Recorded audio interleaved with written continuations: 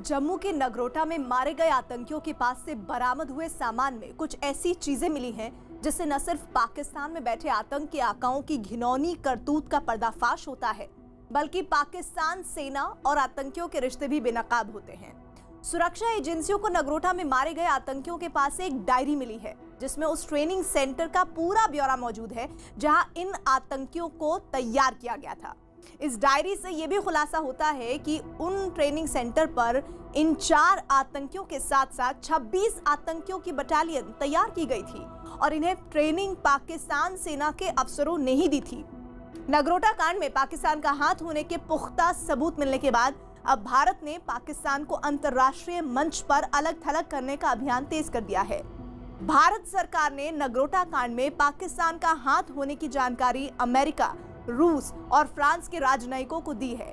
इसके अलावा जापान और 2 अन्य देशों से भी ये जानकारी साझा हुई है। आने वाले दिनों में ये सिलसिला और तेज किया जाएगा। भारत की कोशिश है कि पाकिस्तान जिस तरह कश्मीर के चुनाव में खलल डाल रहा है उसकी जानकारी पूरी दुनिया को हो जाए।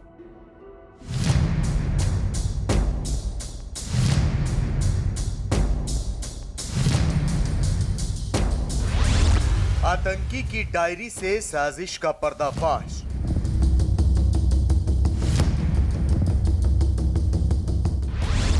पाकिस्तान ही है आतंक का पालनहार।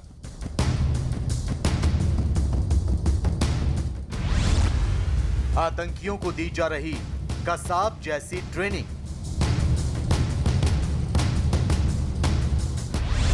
पाकिस्तान में बेधड़क चल रही आतंक की पाठशाला।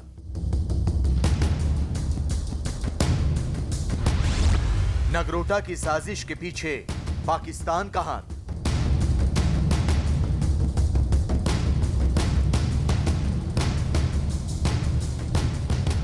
उन्नीस नवंबर को नगरोटा के बन टोल प्लाजा पर हुआ एनकाउंटर इस बात की सबसे ताजा मिसाल है कि पाकिस्तान से आतंकी मौका मिलते ही हिंदुस्तान की हद में दाखिल होकर किसी आतंकी वारदात को अंजाम देने निकल पड़ते हैं। यह भी सच है कि जम्मू और कश्मीर के नगरोटा में आतंकी साजिश नाकाम कर दी गई, मगर आतंक का चैप्टर क्लोज नहीं हुआ, बल्कि जो पन्ने अब सामने आ रहे हैं वो उन साजिशों को उजागर कर रहे हैं जिसे सरहद के पास पाकिस्तान में बैठे आतंक के आकाओं ने बड़े ही शातिर अंदाज में रचा था। जैश ए मोहम्मद के 4 आतंकवादी इससे पहले कुछ करवाते उनका सफाया कर दिया गया। भारतीय सुरक्षा एजेंसियों को नगरोटा एनकाउंटर में मारे गए आतंकियों की तलाशी में मिली चीज़ों से उस साजिश को बेनकाब कर दिया जो पाकिस्तानी खुफिया एजेंसी ISI और जैश ए मोहम्मद ने मिलकर रची थी। इस साजिश में जैश के सरगना अब्दुल रऊफ, अबू जिंदाल और असगर खान शामिल थे। मारे गए आतंकियों की तलाशी से यह भी पता चला कि आतंक के आका किस कदर बुखलाए हुए हैं और भारत में किसी बड़ी आतंकी वारदात को अंजाम देने में जुटे हुए हैं। जैसा अंदेशा था, आतंकियों के पास से पाकिस्तान में बनी कई चीजें मिली। ये साफ है कि उन्हें पाकिस्तान में ही ट्रेनिंग मिली थी और भारत में हमला करने के लिए वो सीमा पार करके आए थे। नगरोटा के आतंकियों का ट्रेनिंग मॉड्यूल काफी हद तक 2008 मुंबई हमलों में पकड़े गए अजमल कसाब की ट्रेनिंग से मिलता जुलता है। इन आतंकियों को अच्छी खासी ट्रेनिंग के बाद सीमा पार कराई जाती है। ये ट्रेनिंग कई चरणों में चलती है और पाकिस्तान के कब्जे वाले कश्मीर में साल भर कैंप चलते हैं। पाकिस्तान भारत के खिलाफ आतंकवाद का इस्तेमाल करता ही रहेगा, चाहे पाकिस्तान पर कितना भी दबाव डाल दिया जाए, चाहे पाकिस्तान के ऊपर FATF की तलवार लटकती रहे, लेकिन फिर भी चीन के कहने पर, चीन के इशारे पर भारत के अंदर पाकिस्तान आतंकवाद फैलाता रहेगा। भारतीय सेना ने कुछ अरसा पहले जमातुद्दावा के एक आतंकी जैबुल्ला को पकड़ा था और उसने भी आतंकियों की ट्रेनिंग के बारे में जो खाका सामने रखा था, नगरोटा में मारे गए आतंकियों के पास से मिले सबूतों से भी उसी बात की पुष्टि हुई है। नगरोटा मुठभेड़ में मारे गए आतंकियों को 1 साल की ट्रेनिंग मिली थी। जाहिर है आतंकी पूरी तरह से ट्रेंड थे। दरअसल ये सारा राज मारे गए आतंकी के पास से मिली एक डायरी से फाश हुआ है। इसके अलावा उस डायरी में कई और भी ऐसे सबूत मिले हैं जो इन आतंकियों और उनके आकाओं की असलियत बयां कर देते हैं। पाकिस्तान तो आतंकी हमारे इलाके में भेजेगा ही, लेकिन हम आतंकियों को बार बार कैसे आने देते हैं? कैसे चौथी या पांचवी बार आईबी के ऊपर टनल मिलती है और वो भी घुसपैठ हो जाने के बाद? यह साफ है कि नगरोटा में जो आतंकी मार गिराए गए उन्हें पाकिस्तान में ही ट्रेनिंग मिली थी और भारत में हमला करने के लिए वो सीमा पार करके आए थे। यह भी राज सामने आ चुका है कि नगरोटा की साजिश पाकिस्तान के बहावलपुर में ही रची गई थी, जहां नगरोटा वाले आतंकियों को पिछले 6 महीनों से रखा गया था। यहां जैश-ए-मोहम्मद के आतंकियों को ट्रेनिंग दी जा रही थी। जो चारों आतंकी नगरोटा में ढेर किए गए वो किसी भी लिहाज से मामूली नहीं थे। वो जैश के उस गुट के आतंकी बताए गए जिन्हें दौराए आम और दौराए खास दोनों तरह की ट्रेनिंग मिली थी और ये 26 आतंकियों के उस गुट का पहला जत्था था जिन्हें खास तौर पर भारत में घुसपैठ के बाद किसी बड़ी साजिश को अंजाम तक पहुंचाना था। आतंकियों और उनकी साजिश के बारे में सुरक्षा बलों को पता चला है कि आतंकियों के सरगना 15 से 20 साल के लड़कों को जिहाद के नाम पर गुमराह कर उन्हें बुलाते हैं, फिर उनका फ़ोन नंबर व पता ले लिया जाता है। संगठन में सबसे ऊपर मुखिया होता है और उसके बाद जोनल, डिस्ट्रिक्ट, तहसील, टाउन और सेक्टर लेवल पर भर्ती करने वाले होते हैं। जिन ट्रेनिंग सेंटर में इन लड़कों को ट्रेनिंग दी जाती है उनमें ट्रेनिंग देने वालों को मसूल कहते हैं और सबसे निचले आतंकियों को काकरून कहा जाता है। जिस ट्रेनिंग सेंटर में इन लड़कों को ट्रेनिंग दी जाती है और जहाँ पर इनको रखा जाता है उसे मस्कर कहकर भी बुलाते हैं। सुरक्षा बल को आतंकियों की डायरी से यह भी पता चला है कि पाकिस्तान के भीतर वो कौन से 6 ट्रेनिंग सेंटर हैं जिन्हें खास तवज्जो दी जाती है। इन आतंकी ट्रेनिंग सेंटरों को बहुत खास माना जाता है और इन्हें मस्कर भी कहा जाता है। ये 6 सेंटर्स हैं मनशेरा में तबूक, देकिन, अंबोरे, अक्सा, खैबर और मुरीद के। खुलासा हुआ है कि आतंक के हर ट्रेनिंग सेंटर पर पाकिस्तान आर्मी और आईएसआई के लोग मदद के लिए हर वक्त मौजूद रहते हैं। इन मॉड्यूल्स के पूरा हो जाने के बाद ही संगठन का सरगना लड़ाकों से मुखातिब होता है। अब जरा ये भी समझ लीजिए कि आतंकियों को कहां और क्या सिखाया जाता है। दौरा, बैतुल रिजवान, मुरीद के, पंजाब, लड़ाकू ट्रेनिंग, तबूक कैंप गढ़ी, हबीबुल्ला फॉरेस्ट, हथियारों की ट्रेनिंग, अक्सा मसार कैंप, सुवाई नाला, मुजफ्फराबाद, मैप पढ़ना और जीपीएस सिस्टम, देकिन मुजफ्फराबाद, दीवार पर चढ़ना, मस्कर खैबर अंडरग्राउंड सेंटर मुजफ्फराबाद, फिदाइन training, Khalid bin Walid Muzaffarabad, बारूद भेजना और पहनना। 2008 के मुंबई के भीतर फिदाइन हमला करने वाले आतंकियों को भी इसी तरह से ट्रेनिंग मिली हुई थी। जिंदा पकड़े गए आतंकी अजमल कसाब ने भी बताया था कि उसकी शुरुआती ट्रेनिंग मुरीद के कैंप में ही हुई थी। सुरक्षा एजेंसियों के सूत्रों से पता चला है कि नगरोटा मुठभेड़ में मारे गए चारों आतंकियों को पक्का मुजाहिद बनाने की ट्रेनिंग के साथ साथ पाकिस्तानी सेना की एसएससी यूनिट ने 3 महीने की कमांडो ट्रेनिंग भी दी थी, जिसमें physical training, Islamic training, language training के साथ साथ हथियार को ठीक से संभालना और वक्त पड़ने पर उसे चलाना शामिल है। आतंकियों की डायरी से यह भी राज सामने आ गया कि इस साजिश का एक सिरा उस टनल या सुरंग से जाकर मिलता है जो सुरक्षा बल को इस एनकाउंटर के करीब 36 घंटे बाद जम्मू कश्मीर के सांबा सेक्टर में सेना के सर्च ऑपरेशन में सामने आई सुरंग भी साजिश की सुरंग साबित हो रही है। अंदाजा यह लगाया जा रहा है कि इसी सुरंग से आतंकियों ने भारतीय सेना के पहरेदारों को झांसा देने की कोशिश की, क्योंकि आतंकियों के पास से जो सबूत मिले और डायरी ने जो राज उगले उससे यही पता चलता है कि आतंकियों को खास ट्रेनिंग के तहत खाली और पानी से भरी टनल के भीतर से गुजरना भी सिखाया जाता है।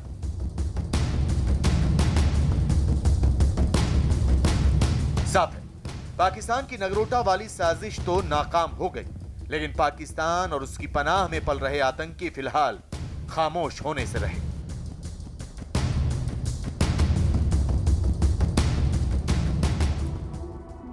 दरअसल जम्मू कश्मीर को जलाने की हर साजिश में नाकाम होने के बाद पाकिस्तान अब भारत से लगी हर सीमा पर अपनी साजिशों का जाल बिछा रहा है। उसकी कोशिश भारत में आतंकियों की घुसपैठ करवाना है, जिसके लिए उसने राजस्थान और पंजाब से लगने वाली सीमाओं पर भी घुसपैठ का ताना बाना तैयार करना शुरू कर दिया है। पाकिस्तान की एक ऐसी ही साजिश का पर्दाफाश राजस्थान से लगने वाली सीमा पर हुआ, जहां उसने सैटेलाइट फोन के जरिए भारतीय सेना की जासूसी का जाल बिछाया है। लेकिन यहां भी उसका पैंतरा नाकाम साबित हुआ, क्योंकि सेना ने उसकी चाल बेनकाब कर दी।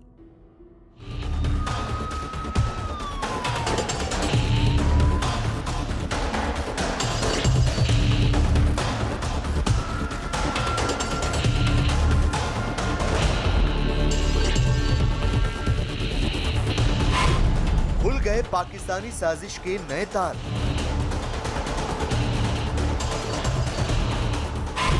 कश्मीर में डीडीसी चुनाव पर आतंक की नजर।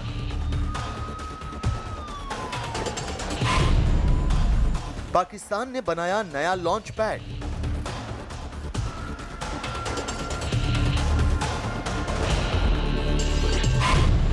ड्रोन से रखी जा रही है 24 घंटे नजर। राजस्थान सीमा पर सामने आई नई साजिश।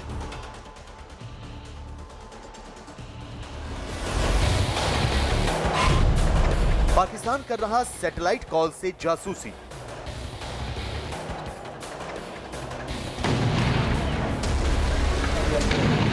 पहले नगरोटा में आतंकियों का एक जत्था एनकाउंटर में ढेर हुआ। फिर जम्मू कश्मीर के सांबा सेक्टर में आतंक की गहरी साजिश की एक सुरंग नजर आई। इसके बाद राजस्थान के सरहदी इलाकों में पाकिस्तान के सैटेलाइट फोन के कनेक्शन पकड़ में आए। ये महज इत्तेफाक नहीं हो सकता। इसके पीछे इमरान खान की सरकार के सबसे बड़े खैर ख्वाह और आतंकी सरगना मौलाना मसूद अजहर, सेना के जनरल बाजवा और आईएसआई की चीफ की मिलीजुली चाल है, जिनका पर्दाफाश अब भारत की सेना और सुरक्षा बल के सामने पूरी तरह से हो चुका है। एफएटीएफ की तलवार पाकिस्तान के सिर पर लटकती रहती है, लेकिन फिर भी पाकिस्तान ने भारत में घुसपैठ कराना नहीं छोड़ा।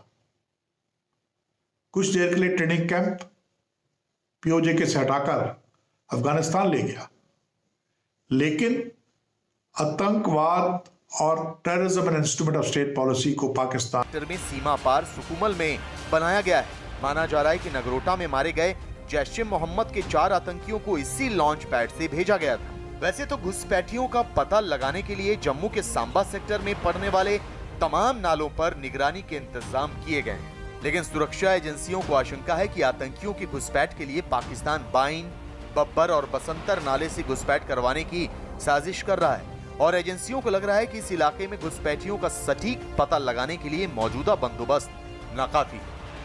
शुक्रवार को प्रधानमंत्री नरेंद्र मोदी की उच्च स्तरीय समीक्षा बैठक के बाद जम्मू से सटी सीमा पर हिंदुस्तान के निगरानी तंत्र को और मजबूत करने का फैसला किया गया। इसके तहत नालों पर जहां जहां बाढ़ नहीं है, वहां इलेक्ट्रॉनिक सेंसर की तादाद बढ़ाने का इरादा किया गया है। साथ ही इस पूरे इलाके पर ड्रोन से नजर रखने का भी फैसला किया गया है। इसी बीच राजस्थान के सीमावर्ती जिले श्री गंगानगर में एक बार फिर से पाकिस्तान की नापाक हरकत सामने आई। सीमा पार पाकिस्तान से आईएसआई और पाक रेंजर्स के द्वारा श्री गंगानगर के ग्रामीण क्षेत्रों में लोगों से सैटेलाइट कॉल के जरिए संपर्क साधा जा रहा है और भारतीय सेना की मूवमेंट के साथ साथ और भी गुप्त जानकारियों को इकट्ठा करने की फिराक में ये लोग लगे हुए हैं। राजस्थान के श्री गंगानगर जिले में सरहद पार से आईएसआई के एजेंट्स और पाकिस्तानी रेंजर्स सैटेलाइट कॉल के जरिए संपर्क साधते मिले। जाहिर सी बात है, इस कॉल का मकसद लोगों का हालचाल जानना तो नहीं, बल्कि आतंकियों के लिए ऐसे रास्ते की तलाश करना जहां से उनका घुसपैठ कराया जा सके। इस घटना के बाद भारतीय सेना चौकन्नी हो गई। पाकिस्तान से आ रही सैटेलाइट कॉल्स की जानकारी मिलते ही सुरक्षा एजेंसियां सतर्क हो गई। भारतीय सेना ने लोगों से अपील की है कि वो इस तरह की कॉल्स को रिसीव न करें। बताया जा रहा है कि भारतीय सेना ने राजस्थान के भीतर श्री गंगानगर के लालगढ़, जाटान, सिहा गावाली समेत आसपास के इलाकों में कुछ सैटेलाइट कॉल ट्रेस की है, जिसका मकसद भारतीय सेना की मूवमेंट की जानकारी लेना हो सकता है। घुसपैठ कराने के पाकिस्तान के पास अनेक तरीके हैं। सावधान हमें रहना होगा, क्योंकि हम आतंक को रोकना चाहते हैं। अगर हमारी आतंक के खिलाफ जीरो टॉलरेंस पॉलिसी है, तो हमें आतंकियों को घुसपैठ करने से रोकना होगा। श्री गंगानगर जिले में सैनिक छावनी, वायुसेना का एयरपोर्ट और हथियारों का भंडार है। मुमकिन है कि पाकिस्तान की नापाक निगाहें श्री गंगानगर जिले में हो रही भारतीय सेना के मूवमेंट पर हो। वैसे अभी तक सीमा पार से सोशल मीडिया के जरिए ही व्हाट्सएप कॉल, फेसबुक कॉल या दूसरे सोशल मीडिया प्लेटफॉर्म पर ही लोगों से संपर्क साधा जाता था। लेकिन सैटेलाइट कॉल्स के जरिए सीमा पार से कॉल आने का ये पहला मामला है। जाहिर है शिकन तो पड़ेगी।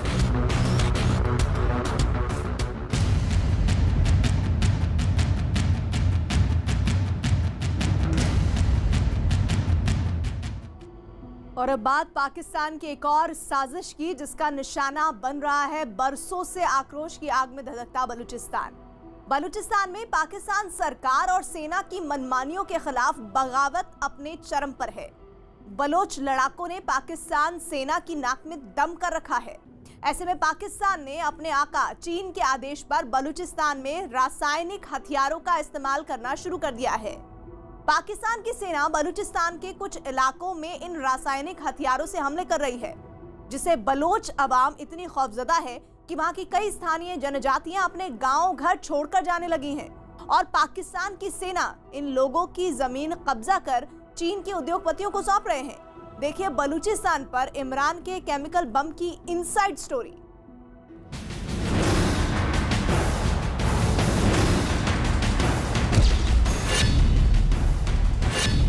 इमरान के केमिकल बम से बलूचिस्तान में हाहाकार।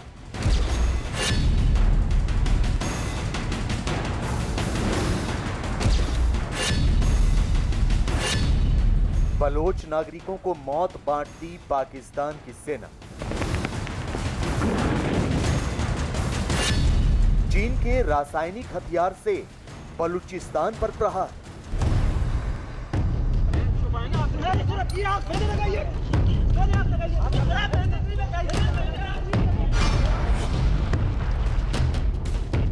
बलूचिस्तान की जमीन को इमरान खान और उनकी सेना ने घातक हथियारों की प्रयोगशाला बना दिया है। बलूचिस्तान में पाकिस्तान की फौज मासूम लोगों की जान से खिलवाड़ कर रही है। बलूचिस्तान में पाकिस्तान सेना बर्बरता की सारी हदें पार कर रही है।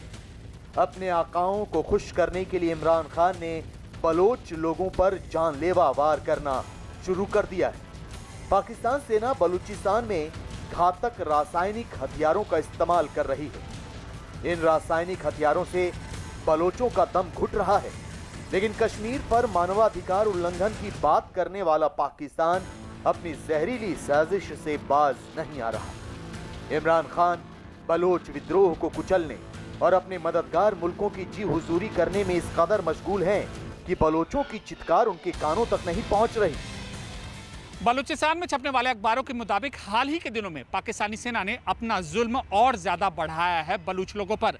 वो अपने रासायनिक हथियारों का परीक्षण वहां रहने वाले आम लोगों पर कर रही है। इसका नतीजा ये हो रहा है कि अब बलूचिस्तान के लोगों में आक्रोश की ज्वाला भड़क रही है। रासायनिक हथियारों को केमिकल वेपन भी कहते हैं। इन हथियारों को गैस या तरल किसी भी रूप में इस्तेमाल किया जा सकता है। इनके फैलने की गति बहुत तेज होती है, तो शायद यही वजह है ये कुछ ही मिनटों में हजारों लोगों की जान ले सकते हैं। विशेषज्ञों के मुताबिक रासायनिक हथियारों का जखीरा पृथ्वी पर जिंदगी को कई बार खत्म कर सकता है। लेकिन आपको ये जानकर हैरानी होगी कि पाकिस्तान की सरकार के इशारे पर वहां की सेना अपनी ही जनता पर इन्हीं घातक रासायनिक हथियारों का इस्तेमाल कर रही है। इमरान खान बलूचिस्तान के लोगों पर केमिकल बम से हमला कर रहे हैं। सूत्रों से मिली जानकारी के मुताबिक बलूचिस्तान में रासायनिक हथियारों के इस्तेमाल से लोगों में दहशत फैल गई है। बलूचिस्तान में रासायनिक हथियारों के इस्तेमाल से लोगों की जान जा रही है। यही नहीं, बलूचिस्तान में इन हथियारों के इस्तेमाल से फसल भी तबाह हो रही है। हालात इतने बदतर हो गए हैं कि बलूचिस्तान की कई स्थानीय जनजातियां गांव छोड़कर भाग रही हैं, जिसके बाद स्थानीय लोगों की जमीन पाकिस्तान सेना हथियाकर चीन के उद्योगपतियों को दे रही है। बलूचिस्तान के अंदर पाकिस्तान रासायनिक हथियारों का इस्तेमाल कर रहा है, उससे फसलों को भी नुकसान हो रहा है और आम बलूची नागरिक भी मारे जा रहे हैं। बड़े दुख की बात है कि मासूम बलूचियों के ऊपर इस तरीके का कहर बरस रहा है। पाकिस्तान बिल्कुल बौखलाया हुआ है, क्योंकि बलूचियों की आज़ादी की जो मुहिम है वो एक नए स्तर पर पहुंच चुकी है। दुनिया की निगाहें, नजरें अब बलूचिस्तान की ओर जा रही हैं। ये आज से 7 साल पहले की तस्वीरें हैं, जब बलूचिस्तान में रासायनिक हथियारों से बड़ी तादाद में लोगों को मौत के घाट उतार दिया गया था। उस वक्त भी पाकिस्तान की सरकार खामोश थी और वहां की सेना अपनी खुन्नस मिटाने के लिए मासूम बलोचों की जान ले रही थी। और उस वक्त भी बलोच लोगों ने आरोप लगाया था कि पाकिस्तान की हुकूमत सारी हदें पार कर घातक रासायनिक हथियारों का इस्तेमाल कर मानवता का कत्ल कर रही है। केमिकल वेपन्स तो बेशक के यूज़ हो रहे हैं, उसके बारे में मैं ये कहूँगी कि तुर्बत या फिर मंद का इलाका जो है हमारे पास, उसके मिसाल एक बहुत बड़ी मिसाल है कि जब भी हम देखें वहाँ पर रातों रात कहीं ना कहीं से कोई केमिकल वेपन यूज़ किया जाता है, जिसकी वजह से सुबह हम उठ के देखते हैं कि हमारे फलां जगह पे इतने लोगों की लाशें पड़ी हुई हैं। फर्स्ट स्टोरी जो पब्लिश्ड हुई थी किसी भी न्यूज़पेपर में, किसी भी मीडिया में, तो ये वहाँ पे हमने बीएनएफ के दोस्तों ने, बलूच नेशनल फ्रंट के दोस्तों ने कुछ मेडिकल डॉक्टर्स को लेकर, बलूच यंगस्टर्स को लेकर वहाँ पे एक कैंप लगाया था उन लोगों के लिए जो डिस्प्लेस्ड हुए थे डेरा बुक्टी से और मरी से। वहाँ पे डॉक्टर्स की टीम थे, डॉक्टर मन्नान बलोच जो उनके हेड थे, उन्होंने ये दावा किया था, वो इस वक्त भी मेडिकल ऑफिसर हैं मशक़ बलूचिस्तान में, कि यहाँ पे केमिकल वेपन्स इस्तेमाल किए गए हैं। मैं इसका दावा कर सकता हूँ।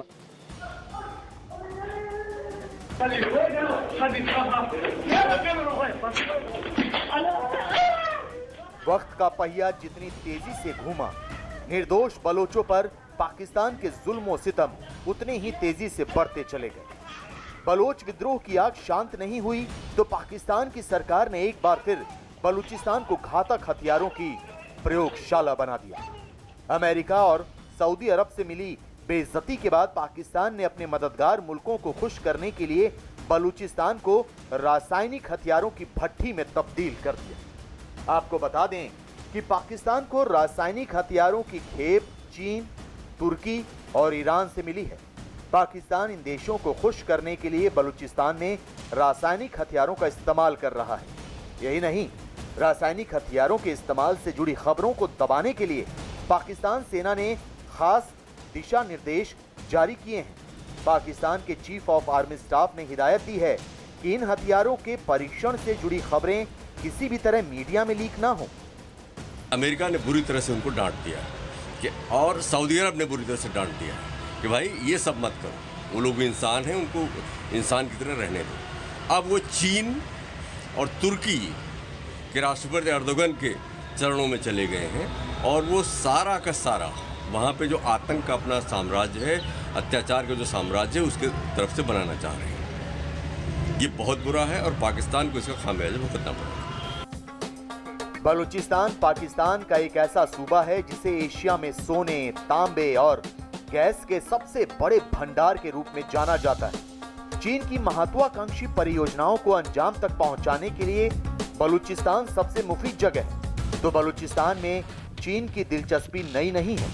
इस इलाके पर उसकी नजर शीत युद्ध के जमाने से भी पहले से है। अगर चीन समंदर के रास्ते अपना माल बाहर भेजने के लिए कोई वैकल्पिक रास्ता बनाना चाहता है तो बलूचिस्तान उसके लिए सबसे बेहतर और शायद सबसे आखिरी दांव है। लिहाजा चीन को खुश करने के लिए पाकिस्तान ने इस इलाके को अपने हाल पर ही नहीं छोड़ा, बल्कि यहाँ के स्थानीय लोगों के जहन में दहशत भर उनकी जमीन पर कब्जा करने की रणनीति तैयार की, जिसमें अब रासायनिक हथियारों को अहम हिस्सा बना लिया गया है। लेकिन सवाल ये कि बलूचिस्तान को रासायनिक हथियारों की प्रयोगशाला बनाने से क्या इमरान को फायदा होगा? क्या बलूचिस्तान की जनता इमरान के केमिकल बम से डरकर अपनी जमीन छोड़ देगी? कहीं इमरान का रासायनिक हथियारों वाला प्रयोग आत्मघाती तो साबित नहीं होगा? कहीं बलूचिस्तान की जनता सशस्त्र विद्रोह और ज्यादा तेज तो नहीं कर देगी? जानकारों की माने तो रासायनिक हथियारों का इस्तेमाल आग में घी का काम करेगा। इससे पाकिस्तान की सरकार और वहां की सेना के खिलाफ आक्रोश की आग और ज्यादा धधकने लगेगी और बहुत मुमकिन है कि आने वाले वक्त में इमरान खान और कमर जावेद बाजवा के लिए हालात संभालने मुश्किल हो जाए। पाकिस्तान की सेना फ्रंटियर कोर के ऊपर निरंतर अपने हमले बढ़ा दिए हैं। पिछले बीते दिनों में कई सैनिकों ने अपनी जानें गंवाई हैं बलूचियों से लड़ते हुए, और अब पाकिस्तानी सेना ने केमिकल विकल्प ढूंढा है। तो अगर पाकिस्तानी सेना को लगता है कि इस तरीके से वो बलूचों की आवाज दबा पाएगा तो ये उसकी बहुत बड़ी गलतफहमी है। आजकल के जमाने में जबान दबाना कोई आसान काम नहीं है, बहुत मुश्किल है। एक बड़ी पुरानी कहावत है, विनाश काले विपरीत बुद्धि। पहले से विपक्षी पार्टियों और आम जनता के विद्रोह का सामना कर रहे इमरान खान ने बलूचिस्तान में रासायनिक हथियारों का इस्तेमाल कर अपने ही पांव पर कुल्हाड़ी दे मारी है। पाकिस्तान सरकार के इस नरसंहार वाले फैसले से बलोच विद्रोह अपने चरम पर पहुंच जाएगा। अब तक छिटपुट वारदातों को अंजाम देते आ रहे बलोच विद्रोही पहले से कहीं ज्यादा आक्रामक हो जाएंगे और बहुत मुमकिन है कि एक बार फिर पाकिस्तान के टुकड़े हो जाएं। बलूचिस्तान का पाकिस्तान अपने फायदे के लिए इस्तेमाल करता रहा है, कभी यहाँ के प्राकृतिक संसाधनों के दोहन के लिए तो कभी चीन जैसे देश को खुश करने के लिए। लिहाजा यहाँ की अवाम अब आर पार की लड़ाई लड़ रही है। बलूचिस्तान की जनता पाकिस्तान से अलग आजाद मुल्क की जंग लड़ रही है। बलोच लड़ाके पाकिस्तान सेना को सबक सिखा रहे हैं, जिससे इमरान और बाजवा की जोड़ी के पसीने छूटने लगे हैं। बलोच विद्रोह के रूप में भड़की इस आग में घी का काम किया है एक चिट्ठी ने, जिसमें बलोच सिपाहियों के साथ होने वाले भेदभाव और अत्याचारों का जिक्र है। क्या इस चिट्ठी के मजमूम और कैसे इसने उड़ा दिए हैं इमरान खान के होश, ये जानने के लिए देखिए हमारी अगली एक्सक्लूसिव रिपोर्ट।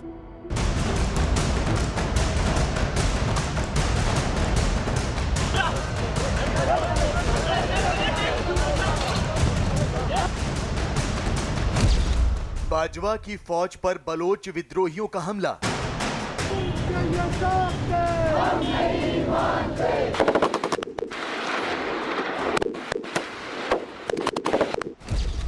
सैनिकों की मौत से बौखलाए बाजवा का प्रतिशोध। और इसके लिए वो बलोचों को मार भी रहे हैं, बलोचों का कत्लेआम भी कर रहे हैं, बलोचों के गांव उजाड़ रहे हैं। बलोच सिपाही की चिट्ठी से भड़की बगावत की आग।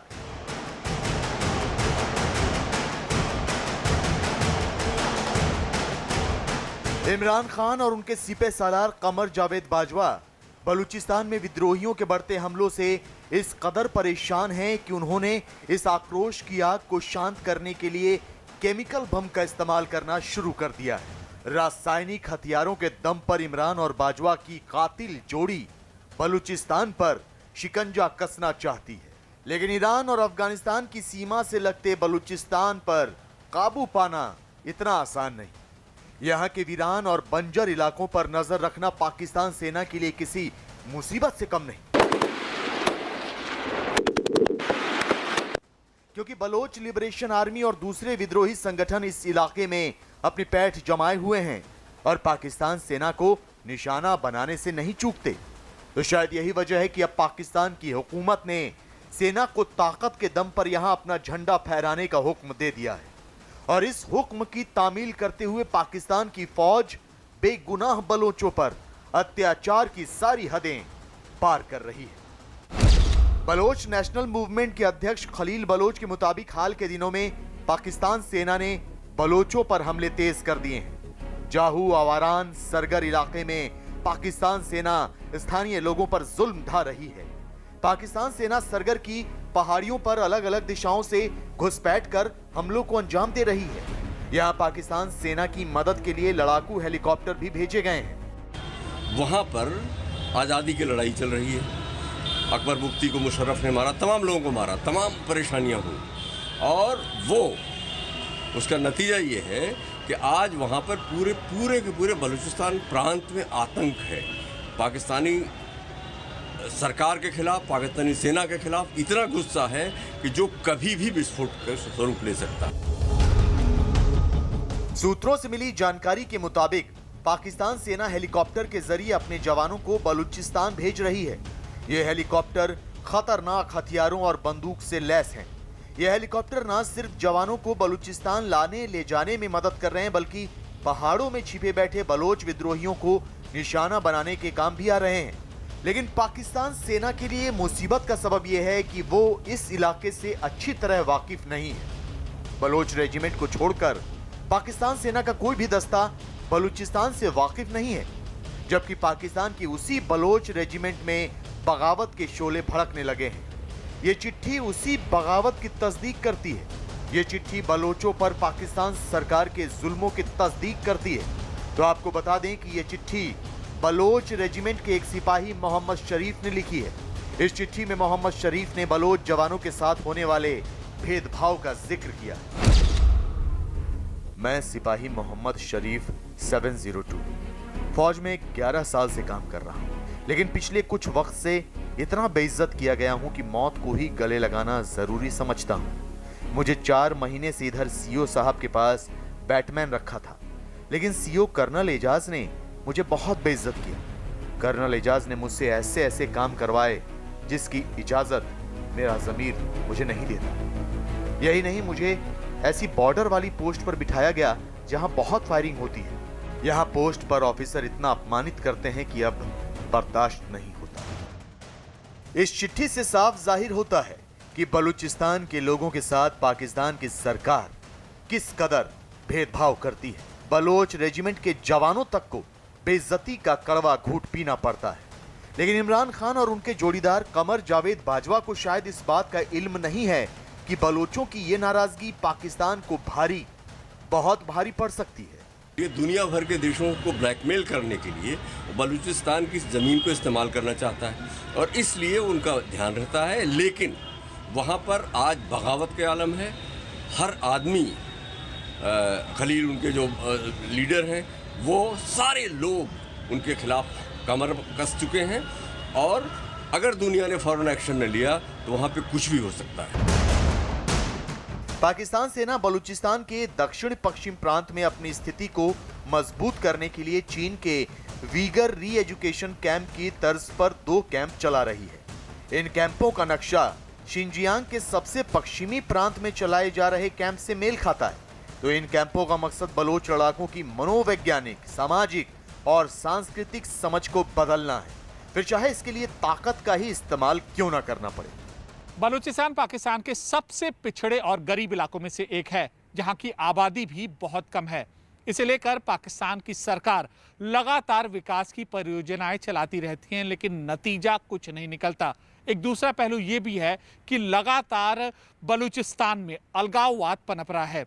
इसको लेकर 2005 में सैन्य अभियान भी चलाया गया था। बावजूद इसके हालात जस के तस हैं। दरअसल 2015 में चीन ने पाकिस्तान में 46 अरब डॉलर के निवेश की घोषणा की थी, जिसमें बलूचिस्तान की अहम भूमिका होनी थी। चीन पाकिस्तान इकोनॉमिक कॉरिडोर के जरिए चीन पाकिस्तान और एशिया के दूसरे देशों में अपना दबदबा बढ़ाना चाहता है और इसके जरिए वो अमेरिका और भारत से मुकाबला करना चाहता है। सीपेक पाकिस्तान के बलूचिस्तान स्थित ग्वादर बंदरगाह को चीन के शिनजियांग प्रांत से जोड़ेगा। इस योजना के तहत चीन और मध्य पूर्व को सड़क, रेल और तेल पाइपलाइनों से जोड़ा जाएगा।